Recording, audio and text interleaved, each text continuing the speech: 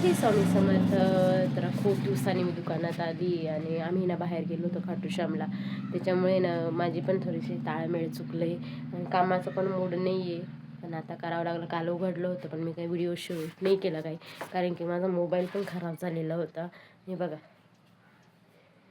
काल पोरांनी पतंग पण उडवले मस्त. आता एवढा पसारा आहे ना, सगळं आवरून घेते. हे कालचं कटिंग शिवलेलं, आता ते पण आवरून घेते. माझ्याकडे काही एवढे ब्लाऊज नाही येते, पण असे थोडेफार एखादे दोन येत राहतात. चला, घरी बसल्या बसल्या ना काहीतरी कामही केलं पाहिजे, त्याच्यामुळं मी पण घेते. नाहीतर मला स्वामी पण बारीक आहे, घरातलं काम वगैरे सगळं मला हँडल पण होत नाही. पण मग चला म्हटले थोडंसं आपण हँडल पण करावं मग करते. थोडीशी त्यांची हातभार लागतो, मदत होते. आणि प्लस म्हणजे आपल्या मनात आहे ना काही वाईट विचार येत नाही. आपण आहे ना आपलं माइंड फ्रेश राहतं आणि आपण सतत आपल्या कामातच राहतो, व्यस्त राहतो. आले ना पहिले मी दुकान आहे ना झाडून घेते. पहिले ना मी घरात शिवायचे, नंतर घरात पण आहे ना खूप चिंध्या वगैरे व्हायला लागल्या. मग मी बाहेर आहे ना छोटीशी टपरी बनवली आणि टपरी बनवली, त्याचा फायदा पण मला झाला खूप सारा. आणि हे 2 ब्लाऊज पण मला अर्जंट शिवायचे होते आणि दुसरे 2 आहे ना ते मी गावाला जायच्या आधीच कटिंग करून ठेवलेले होते, ते पण शिवायचे होते. आज आहे ना मला 4 ब्लाऊज शिवायचे होते आणि अजून एक आहे ना दुसरा पण शिवायचा होता. ते रात्री आले ते घ्यायला, त्यांना म्हटले दुसऱ्या दिवशी संध्याकाळी या, मग मी देईल त्यांना शिवून. पण तो पण झाला नाही माझ्याच्याने, अर्धाच कटिंग करून शिवून झालेला होता. चला, कधीतरी ना आपल्याला पण असं थोडाफार वेळ दिला पाहिजे आणि आपण ना आपलं काम करतच राहायचं, जेणेकरून त्याचं आपल्याला फळ आहे नाही कधीतरी मिळतच राहतं.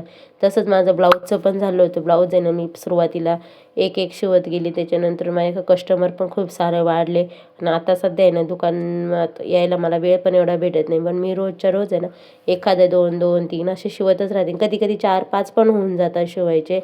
कधी वेळ निघून जातो, दिवस निघून जातो, तो पण समजत नाही. ब्लाऊज शिवायचा आहे ना हा माझा एक छंद झालेला आहे. मला आहे ना ब्लाऊज शिवायला पण खूप आवडतं. असं काही नाही का मला नुसतं घरातलंच काम करायला, पण ब्लाऊज शिवायला पण मला घरातल्यापेक्षा ना ब्लाऊज शिवायला जास्त आवडतं. कारण की माझ्याकडे ती कला आहे ना, ती असं वाटतं ती कला आहे ना आपण ती सोडू पण नाही. कधी कधी ना खूप कंटाळा पण येतं, असं वाटतं जाऊन दे. पण नंतर डिलिव्हरी झाल्यानंतरून पण मी माझा स्वामी 8 महिन्याचा झाल्यानंतर मी शिवायला सुरुवात केली. कारण की मला ना ते करमतच नव्हतं, नुसतं घरात नुसतं धुणे भांडे फरची आपण करत बसायचं. त्याच्या व्यतिरिक्त पण मला असं दुसरं काही काम करावं. मम्मीला मारता, मम्मीला मारता.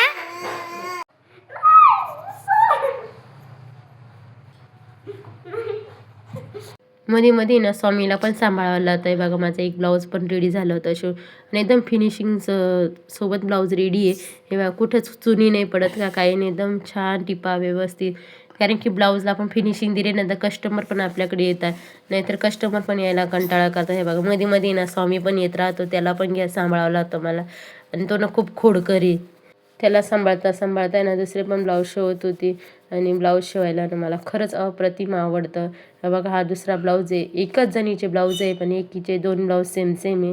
बायांना सांगितलं ना आपण तुम्ही दुसरा घेऊन याच्यावर शिवा, म्हणजे दोन्ही साड्यांना मॅच होईल, आणि ते पण ऐकत नाही. मग आपण पण म्हणा चला आपलं काम करतच राहायचं, त्यांनी ऐकलं नाही तरी. पण माझ्याकडनं साध्या ब्लाऊजची ना अस्तरच्या ब्लाऊजची 150 रुपये शिलाई आहे. काही ठिकाणी खूप ब्लाऊजची शिलाई असते, पण माझ्याकडे फक्त 150च आहे. आणि साध्या बिना अस्तरच्या ब्लाऊजची ना 60 घेते, कोणी 50 पण देतं. आणि जास्तीत जास्त शिलाई घ्यायला लागलं तरी म्हणतात एवढी शिलाई का, खूप कटकट करतात. आणि हे बघा, स्वामी आला होता मध्ये माझ्याकडं, तर त्याच्या नादात येण्याने मी खालच्या पट्ट्यानं दोन्ही सेमच करून ठेवल्या होत्या. आता परत मला उसवून येणार, त्या डबल एकसारख्या कराव्या लागतील. असे कुठाने नाही होतच राहतात. पण आता प्रत्येक कस्टमरला काय माहिती आपण काय उचापती करत राहतो. त्यांना असं वाटतं काय नाही, कपडा धरायचा आणि शिवायचे, आणि शिलाई द्यायला ना पहिल्यांदा ब्लाऊज घेऊन जातात आणि नंतरून नंतरून शिलाई देतात. आपलेच स्वतःचे पैसे आपल्याला त्यांच्याकडून मागावं लागतं. असं भिकाऱ्यासारखं आपल्याला सतत म्हणावं लागतं का द्या, आमची शिलाई राहिलेली तुमच्याकडं. आणि ते म्हणतात का नंतरून देईल ना, नंतर तुला एवढा विश्वास पण नाही का, असे करत राहतात. खरं तर आहे ना मला आमच्या गावातले कस्टमर आवडत पण नाही, आणि त्यांच्याकडून मी ब्लाऊज जास्त घेत पण नाही त्यांची शिवायला. आणि मला बाहेरच्या गावची शिलाई देतात पण आणि त्यांचे ब्लाऊज पण शिवतात. आणि हा ब्लाऊज आहे ना पीस खूप कमी होतात. त्यांना म्हटली होती का तुमचा पुरणार नाही, ते म्हणे काही वेगवेगळे कपडे लाव पण शिव. पण आता सेम माझ्याकडे कपडा पण नव्हता आणि त्याच्यासाठी ना स्पेशल मला अस्तर दुसरं कटिंग करून लावायला ते पण परवडलं नसतं, त्यांनी शिलाई नसती दिली. त्याच्यामुळे ना जसा कपडा होता तसा लावला आणि याला पण तसंच होतं, याला पण कपडा कमी होता तरी पण याला मॅचिंग इतक्या होतं दुकानात थोडासा, मग बसली तो होती, मी दुकानात लावला. बसल्या बसल्या ना कुत्र्याला बिबट्यासारखा कलर दिलेला आहे. ते कुत्रा आलेलं इथं तुम्हाला पण दाखवते. हे असं काही पण वेड्याचाळे करतात आणि मग रात्रीचे ना लोकांना पण घाबरून देतात. आमच्याकडे ना बिबट्यांचं खूप धुमाकूळ झालेलं आहे. आणि हे बघा पोरांनी काय केलं, या कुत्र्याला आहे ना बिबट्यासारखा कलर दिलेला आहे आणि तेच गावभर फिरतात आणि दिवसा पण ते फिरत राहतं. मग लोक पण त्याला घाबरतात. असं मी 2-3 टाईम हे कुत्रं बघितलेलं होतं. नंतरून 4 वाजता घरात चहा ठेवायला आली.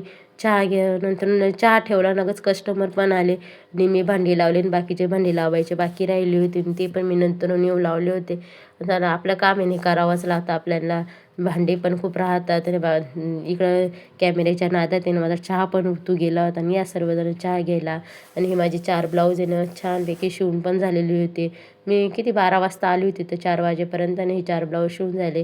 ब्लाऊज शिवायला काही मला वेळ नाही लागत, पण असंच मध्ये मध्ये उठल्यावर का मग वेळ निघून जातो ना. आता आहे ना ही दुसऱ्या साडीवरचा ब्लाऊज पण मला शिवायचा होता.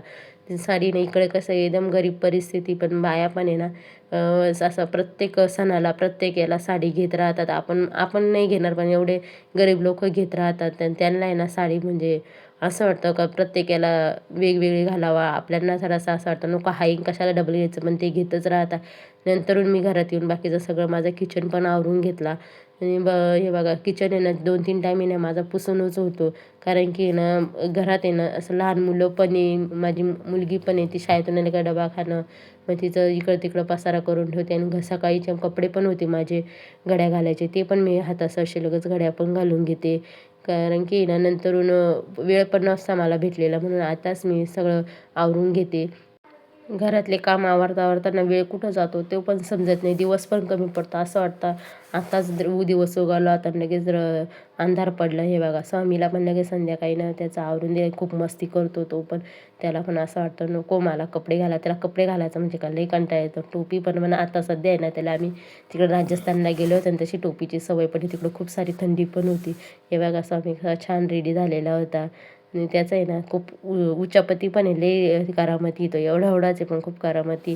आता तो ब्लाऊज साडी कटिंग करायची होती, म्हणजे ब्लाऊज कटिंग करून घेते आणि तो पण ब्लाऊज शिवायचा होता. तुम्हाला व्हिडिओ आवडला असेल तर नक्की लाईक, शेअर आणि सबस्क्राईब करा. हे बघा संध्याकाळी त्याला एवढं आवरून दिलं ना तरी पण त्याचा मस्ती करायचं काही कमी होत नाही. तो मातीतच खेळले, तो अजून लहानच आहे. आणि मध्ये मध्ये ना तो त्याच्या उचापती चालूच राहतात. दुकानात आला का त्याला मी शक्यतो करून दुकानात ठेवतच नाही, कारण की तो इथे तिथं हात घालत राहतो. आणि कसं मळ्यात असल्यामुळे ना असं वाटतं विचूकाटा काय कुठं जाऊन बसला तर अजून भीती वाटते. हा ब्लाऊज आहे ना पूर्ण पार्ट जॉईन करून ठेवले होते आणि बाकीचे राहिले होते ते नंतर आता म्हणले आता उद्याच कर, आता मला थोडं गोठ्यात काम होतं म्हणून गेली तिथे. हे बघा स्वामी गाडी खेळू राहिला आणि त्याला वंश आहे ना गाडी खेळतो आणि वंशला पाहिलं का तो सारखा गाडी घेऊन येतो. त्याला म्हणतो दादा मला फिरव ना. आजी पण आहे, आजी त्याच्यावर लक्ष देत होती. आजीला आहे ना म्हणजे माझी आजी माझ्याजवळ असल्यामुळे ना मला खूप फायदा होतो. Bye bye. श्री स्वामी समर्थ.